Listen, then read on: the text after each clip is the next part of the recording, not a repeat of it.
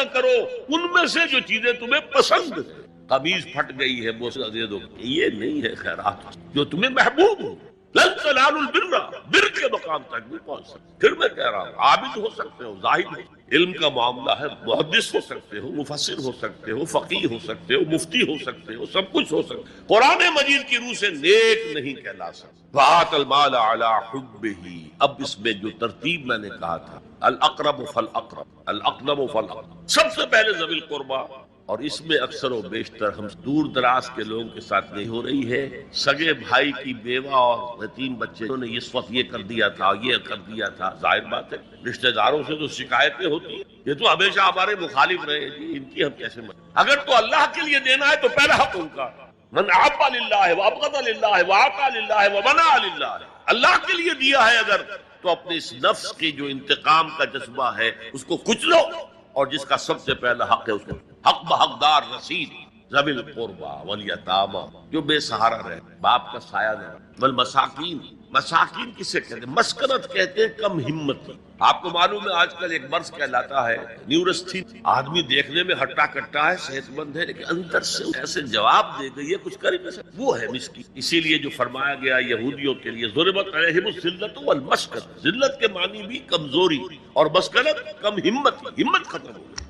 تو جو اپنے پاؤں پر نہیں کھڑا رہ سکتا اس وجہ سے کہ وہ ہمت مستحق ہے. وابن السبیل، اور مسافر. پرانے زمانے میں آپ کو معلوم ہے نا سرائے تھی، اور تھا نا ہوٹل تھے. پھر اگر کہیں راستے میں چوری ہو گئی، ڈاکہ پڑ گیا، تو آدمی جو ہے گھر میں خود ہے، کفیل ہے، اچھا ہے.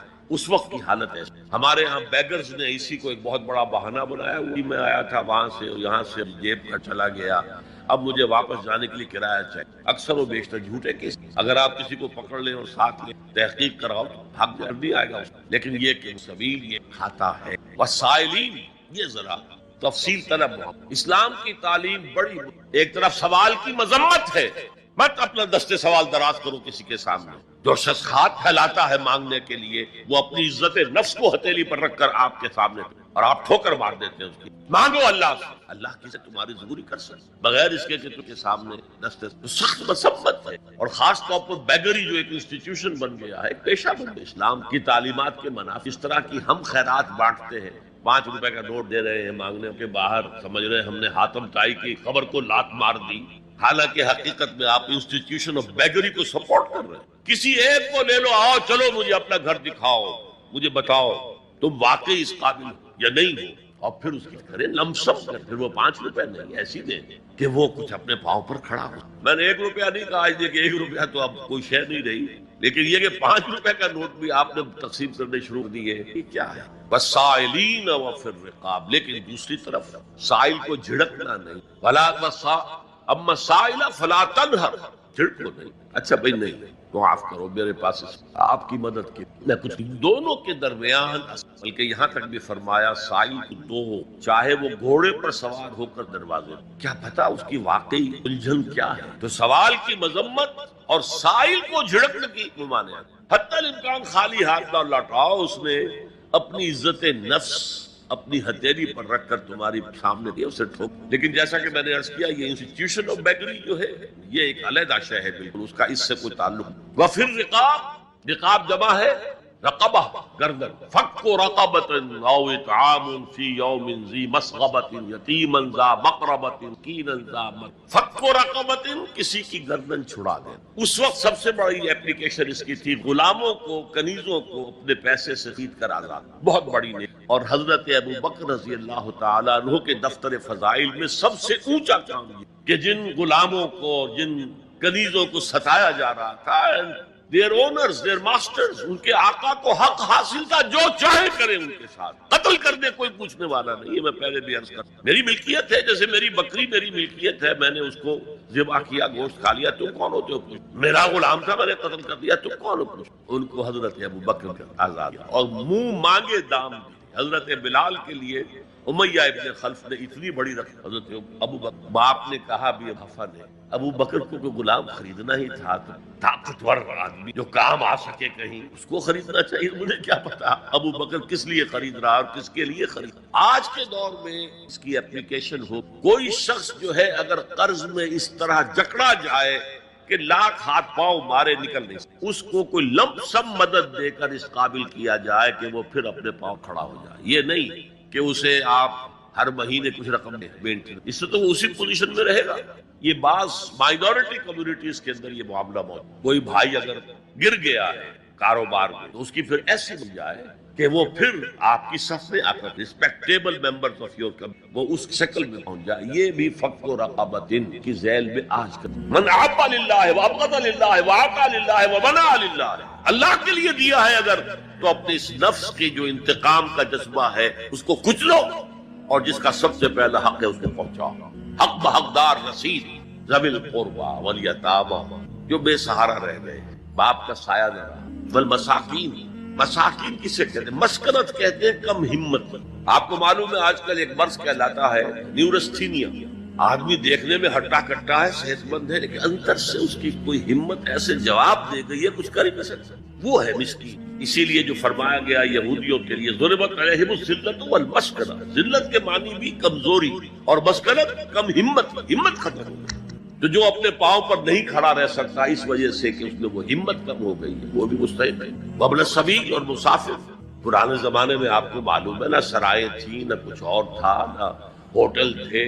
پھر اگر کہیں راستے میں چوری ہو گئی، ڈاکہ پڑ گیا، تو آدمی جو ہے گھر میں خود ہے، کفیل ہے، اچھا ہے. اس وقت کی حالت ایسی ہو گئی.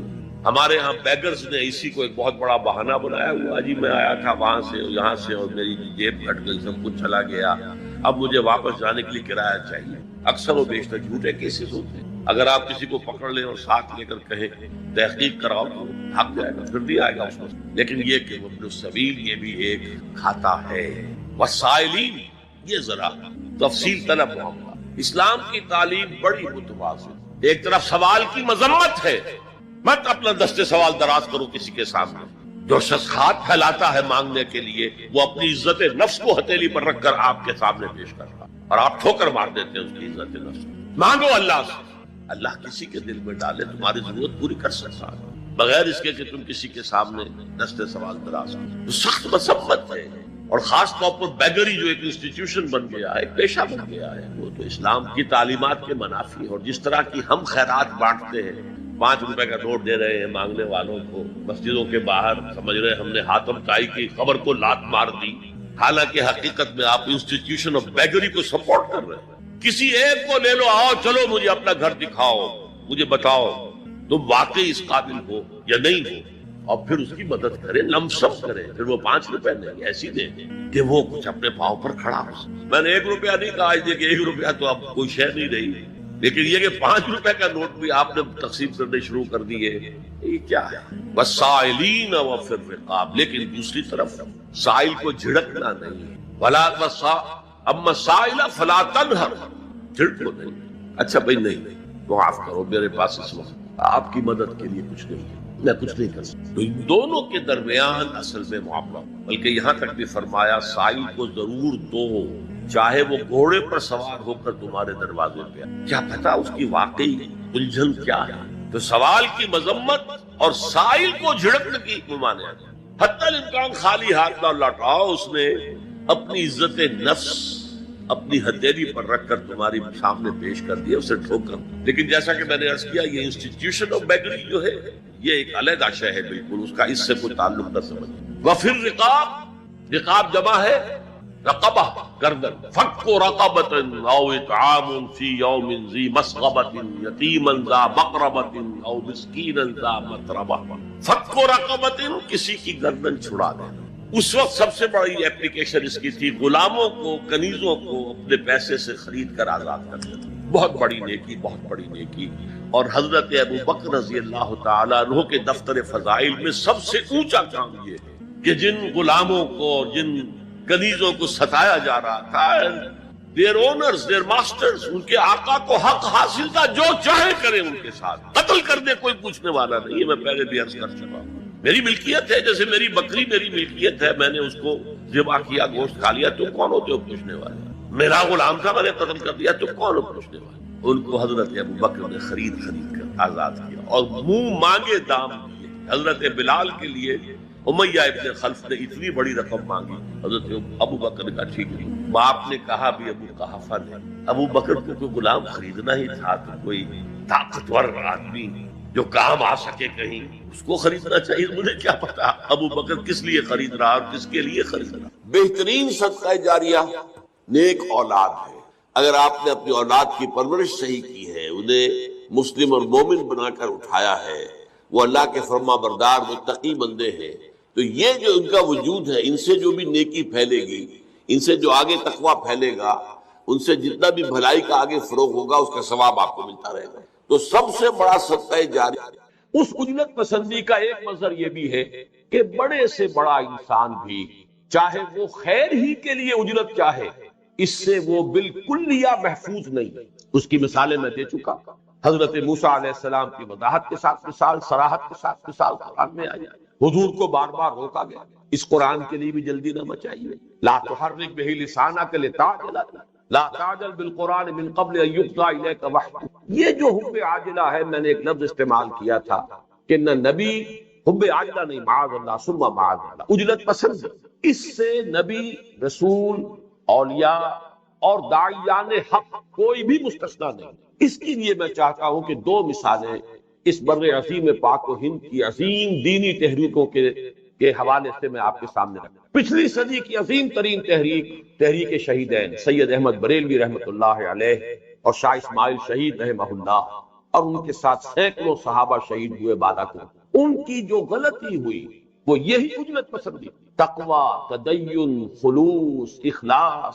اس میں واقعہ یہ ہے کہ دور صحابہ کے بعد اتنی عظیم کوئی تحریک مجھے نظر نہیں، لیکن جلدی کی. اس لیے کہ جیسے ہی ہجرت کر کے یہ پٹھانوں کے علاقے میں پہنچے، سرحد کے علاقے میں، انہوں نے وہاں شریعت نافذ کر، حالانکہ ابھی وہاں اس کے لیے زمین تیار نہیں ہوئی تھی. غلطی یہ ہوئی کہ انہوں نے سمجھا جیسے حضور نے مدینے میں آتے ہی شریعت نافذ کر دی، لیکن مدینے کا معاملہ تو مختلف تھا.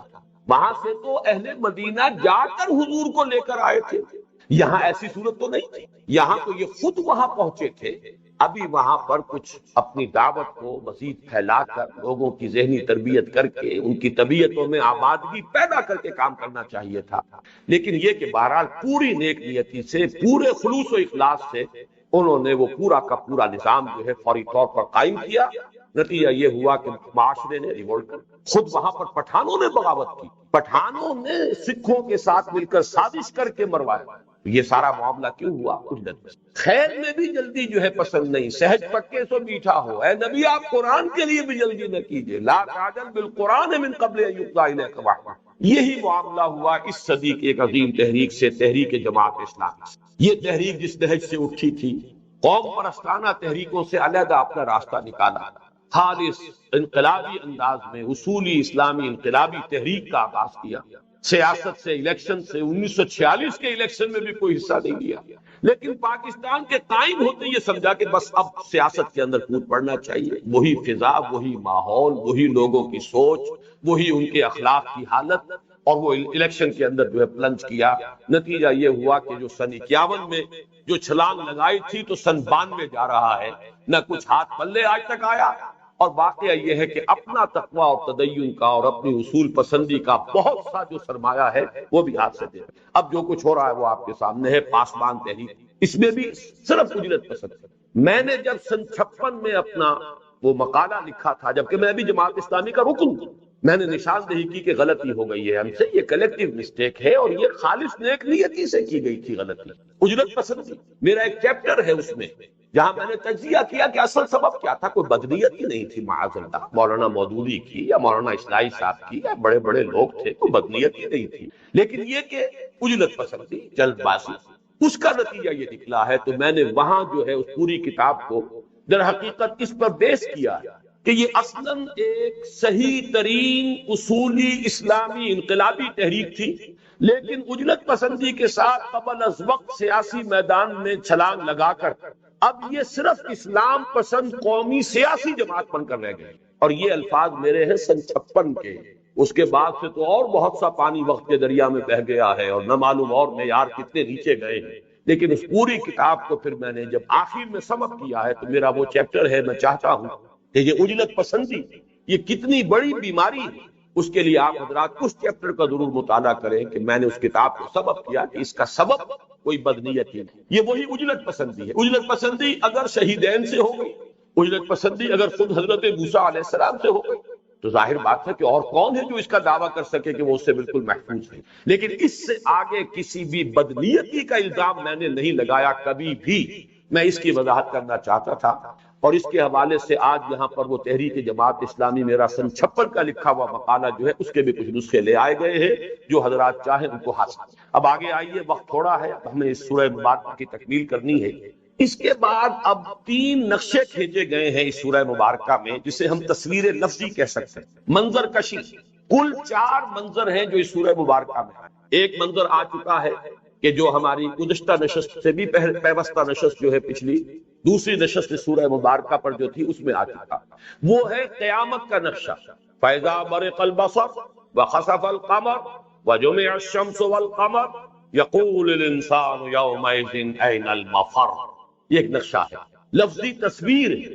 اب دوسری تصویر آ رہی ہے، وجوہ یومئذ ناظرہ الی ربہا ناظرہ ووجوہ یومئذ باسرہ تظن ان یفعل بہا فاقرہ۔ یہ میدان حشر کا نقشہ ہے۔ میدان حشر میں جب پوری نوع انسانی کھڑی ہوگی، وجاء ربک والملک صفا صفا، جبکہ پوری نوع انسانی بھی ہوگی، فرشتے بھی پرے بادے کھڑے ہوں گے، پوری نوع انسانی ہوگی، اس وقت لوگوں کی کیفیت کیا ہوگی؟ وجوہ یومئذ ناظرہ، بہت سے چہرے ہوں گے اس روز تر و تازہ، شاداب، کھلے ہوئے پھول کے مانند۔ کیوں؟ بل الانسان علی نفسہ بصیرہ، انہیں معلوم ہے کہ وہ کیا کر کے آئے، انہیں معلوم ہے کہ وہ رحمت خدا بندی کے مستحق ہے، اب وہ درگزر کے امیدوار ہے۔ انہیں یہ امید ہے کہ اللہ تعالیٰ کی رحمت انہیں ڈھانپ دے، انہیں یہ یقین ہے کہ اللہ تعالیٰ مغفرت فرمائے، لہذا چہرے تر و تازہ، کوئی اندیشہ نہیں، کوئی فکر نہیں۔ نظرہ کہتے ہیں اللہ تعالیٰ اس کے چہرے کو تر و تازہ رکھے۔ حضور نے فرمایا نظر اللہ عبدا، جو میری کسی بات کو سنے اور یاد رکھے اور آگے پہنچائے، اللہ اس کو ہمیشہ سرسبز و شاداب۔ تو وجوہ یومئذ ناظرہ، بہت سے چہرے ہوں گے اس روز بڑے خوش و خرم، شاداں و فرحاں اور شاداب اور تازہ تر و تازہ۔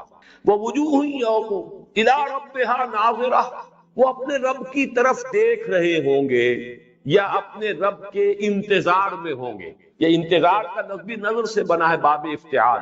کچھ حضرات ترجمہ کرتے ہیں وہ اپنی رب کی رحمت کے امیدوار ہوں گے، یہ بھی ممکن ہے، لیکن اکثر مفسرین کا کہنا یہ ہے کہ قیامت کے دن میدان حشر میں بھی اللہ تعالیٰ اہل ایمان کو اپنا دیدار کرائے گا۔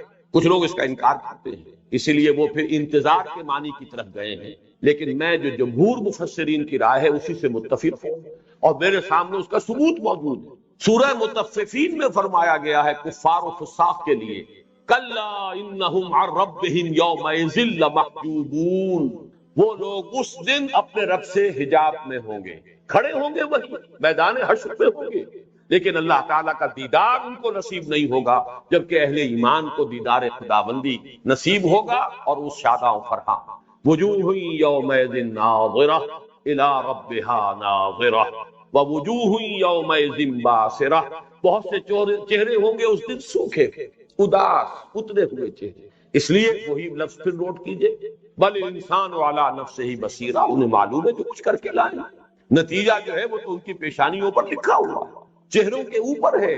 فرمایا وجوہ یومئذ باسرہ تظن ان یفعل بہا فاقرہ، اور انہیں یہ گمان اور یقین ہوگا کہ اب ان کے ساتھ وہ سلوک ہوگا جو ان کی ریڑھ کی ہڈیوں کے منکوں کو پیس کر رکھتا ہے۔ یہ لفظ جو فقر جو آتا ہے، یہ جو منکے ہیں ورٹیبرل کالم کے، ان کو پیس کر رکھ دینے والا، کمر توڑ دینے والا سلوک ہوگا ان کے ساتھ، انہیں یقین ہے۔ بل الانسان علی نفسہ بس، یہ ایک منظر ہے قیامت کے دن۔ اور جیسا کہ میں تمثیل عرض کر چکا ہوں، یہ بالکل بہت ہی سمجھیے کہ 1/1 کروڑ ایک نقشہ اس کا اگر دیکھنا ہو تو ہائی اسکولوں میں جب بچے کھڑے ہوتے ہیں رزلٹ کے اعلان کے وقت، تو یہی نقشہ ہوتا ہے، بہت سے چہرے کھلے ہوئے، بہت سے چہرے اترے ہوئے اداس، ان پر جو ہے ہر طرح کی پشبردگی تاری۔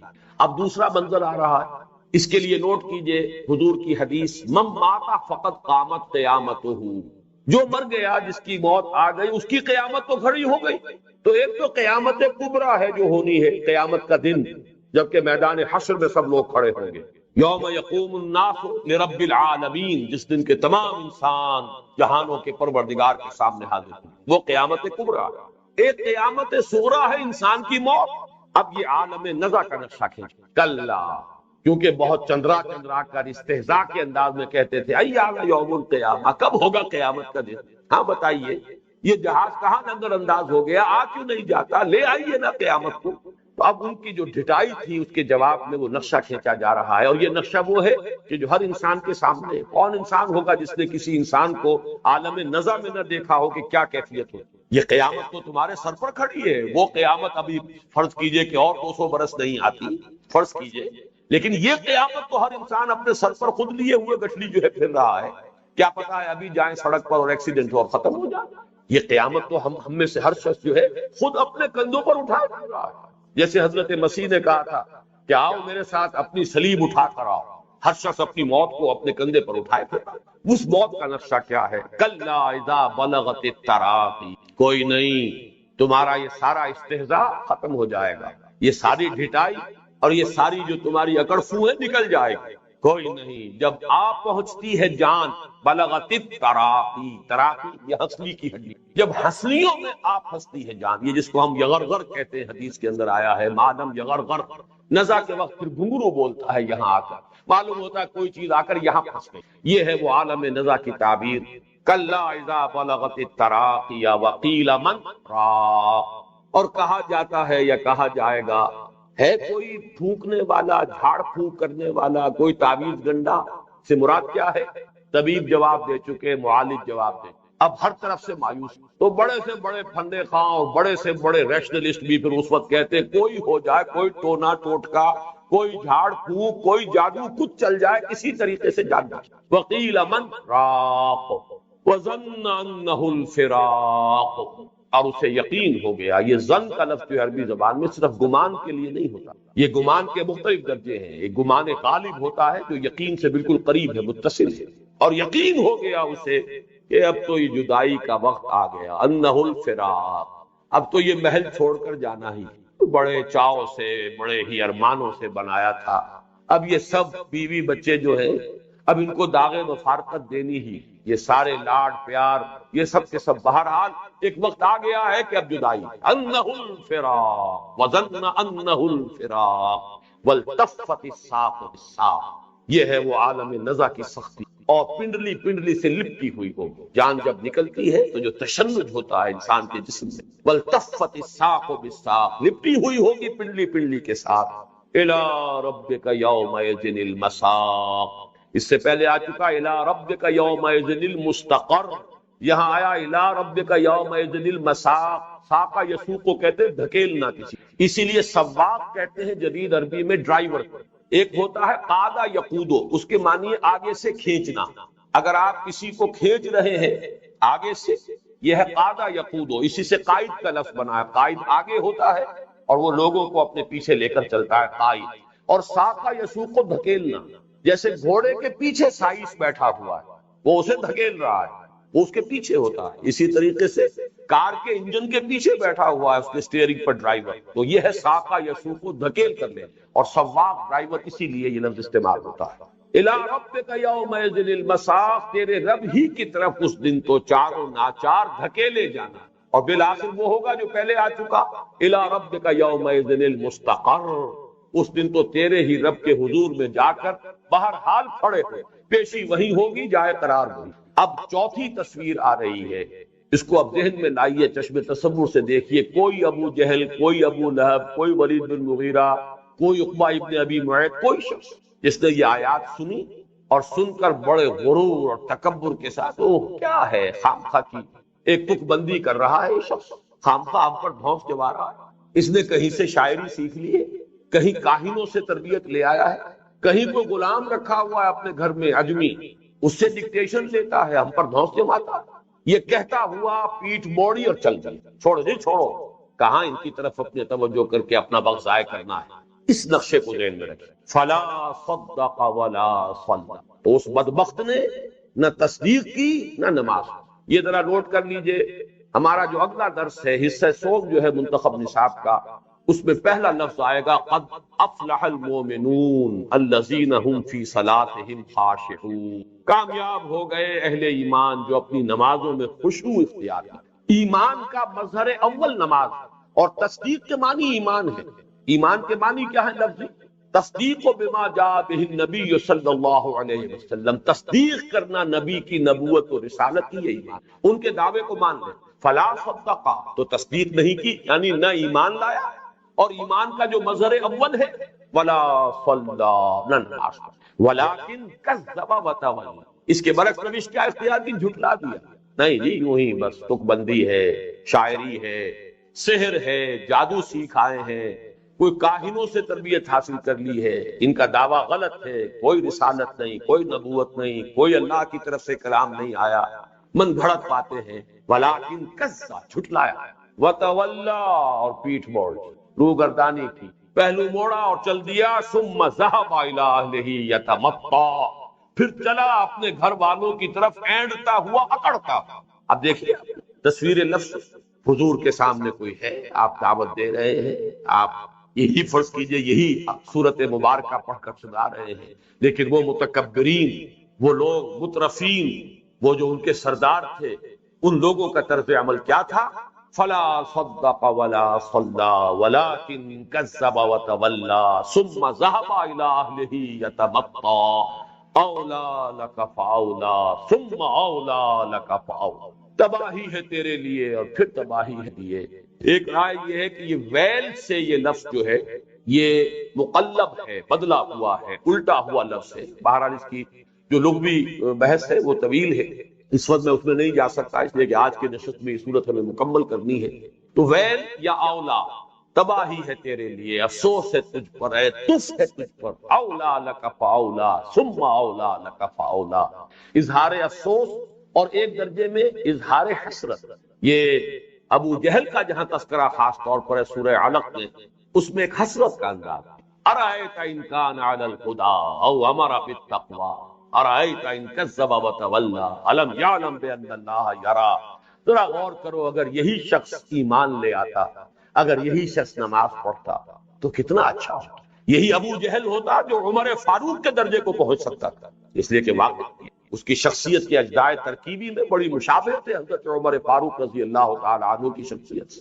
اسی لیے حضور نے دونوں کو پیش کیا تھا، پروردگار عمرو ابن ہشام اور عمر ابن الخطاب میں سے ایک کو تو میری جھولی میں ڈال دیں، اس لیے کہ دونوں ہم وزن شخصیت ہیں، بڑے جری، بڑے بہادر، منافقت نہیں، حملہ کرنا ہے تو سامنے سے کرنا، قول دے دیا ہے، اب ٹھیک ہے دے دیا ہے، اب ہر چے بادہ بات، یہ صلاحیت اس میں بھی تھی، اس لیے گردن کٹوائی اس نے اپنے معبودان باطل کے لیے۔ ابو لہب کی طرح بزدل جو ہے وہ رہ نہیں گیا اور اپنی جگہ مرسنریز نہیں بھیج دیے، 2 کرائے کے سپاہی بھیجے نے، غزوہ بدر میں خود نہیں جا سکا۔ ایک وہ بزدل انسان ہے ابو لہب، جس کے اندر کوئی انسانیت کا اور کوئی بھی کیریکٹر کا کوئی شمع تک نہیں تھا، وہ یوں سمجھئے کہ ہر خیر سے خالی انسان۔ لیکن ابو جہل کا معاملہ اور تھا، وہ اگر باطل پر تھا تو جرأت کے ساتھ حملہ کرتا تھا تو سامنے سے کرتا، اگر وہی حق پر آ جاتا تو عمر فاروق ہوتا دوسرا۔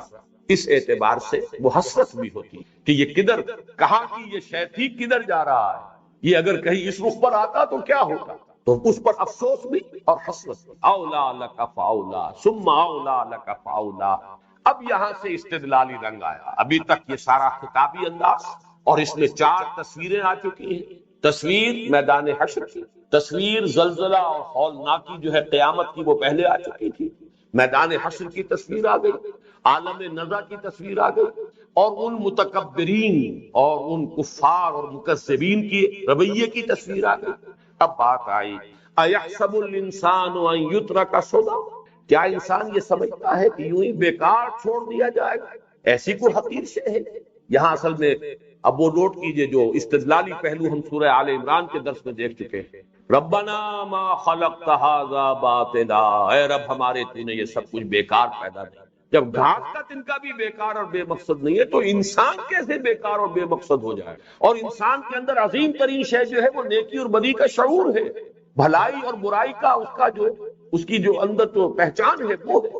یہ کیسے بے نتیجہ ہو جائے گی کہ بھلائی کا نتیجہ بھلا نہ نکلے، برائی کا نتیجہ برا نہ نکلے؟ یہ انسان اتنی عظیم شے، خلقتہ بیدیا، میں نے اسے اپنے دونوں ہاتھوں سے بنایا، اس میں عالم خلق اور عالم امر دونوں کو جمع کر دیا، اس کو مسجود ملائک بنایا، تمام فرشتوں کو جبرائیل سمیت اس کے سامنے جھکا دیا، فسجد الملائکۃ کلھم اجمعون، کوئی استثناء نہیں، سجدے میں گر گئے سب کے سب، تمام کے تمام، کل کے کل فرشتے۔ یہ انسان، اسے ہم ایسے ہی پھینک دیں گے جیسے کوئی بیکار شے ہو۔ یہی بات ہے جو سورہ مومنون میں آئی ہے، افحسبتم انما خلقناکم عبثا وانکم الینا لا ترجعون، کیا تم نے یہ سمجھا تھا کہ ہم نے تمہیں بیکار پیدا کیا اور یہ کہ تم ہماری طرف لوٹائے نہ جاؤ گے؟ وہ سارا انداز نوٹ کر لیجئے، ایحسب الانسان ان یترک سدی، کیا یہ گمان ہے؟ نوٹ کیجئے پہلے حصے میں آیا تھا ایحسب الانسان ان لن نجمع عظامہ، کیا انسان یہ سمجھتا ہے کہ ہم اس کی ہڈیاں جمع نہ کر سکیں گے؟ وہ دوسرا انداز تھا، وہ قدرت کے حوالے سے بات تھی، وہ آگے بھی آئے گی اب بات کی۔ یہ بات بالکل دوسری ہے کہ انسان کی جو تخلیق ہوئی ہے، لا اقسم بالنفس اللوامہ، اس میں جو نفس لوامہ ہے، اس میں جو خیر اور شر کا امتیاز ہے، اس میں نیکی اور بدی کا شعور ہے، اتنی عظیم ہستی جو ہم نے پیدا کی ہے، وَلَقَدْ كَرَّمْنَا بَنِي آدَمَ وَحَمَلْنَاهُمْ فِي الْبَرِّ وَالْبَحْرِ وَرَزَقْنَاهُم مِّنَ الطَّيِّبَاتِ وَفَضَّلْنَاهُمْ عَلَىٰ كَثِيرٍ مِّمَّنْ خَلَقْنَا تَفْضِيلًا، کیا یہ ایسی بیکار شے ہے یوں ہی چھوڑ دی جائے گی؟ أَلَمْ يَكُ نُطْفَةً مِّن مَّنِيٍّ يُمْنَىٰ، اب یہاں اللہ کی خلاقی کرنا، یہ وہی بات ہے جو شروع میں آئی تھی، میں عرض کر چکا ہوں کہ خطبے کا انداز یہی ہوتا ہے، جہاں سے بات شروع ہوگی اسی پر جا کر ختم ہو جائے، دائیں بائیں مضمون جائے گا، ضمنی مضمون آیا لیکن وہ مضمون عظیم ترین مضمون قرآن حکیم کا ضمنی طور پر آیا، وہ سب کچھ ہے، لیکن جہاں سے بات چلی تھی اب پھر وہ مرتکز ہو رہی ہے اسی بات پر۔ یحسب الانسان ان لن نجمع عظاما بلا قادرین علی ان نسوی، کیوں نہیں ہم قادر ہیں، اس کا ثبوت چاہتے ہو؟ الم یک نطفۃ من منی یمنا، کیا نہیں تھا یہ انسان ایک بوند منی کی جو ٹپکائی گئی؟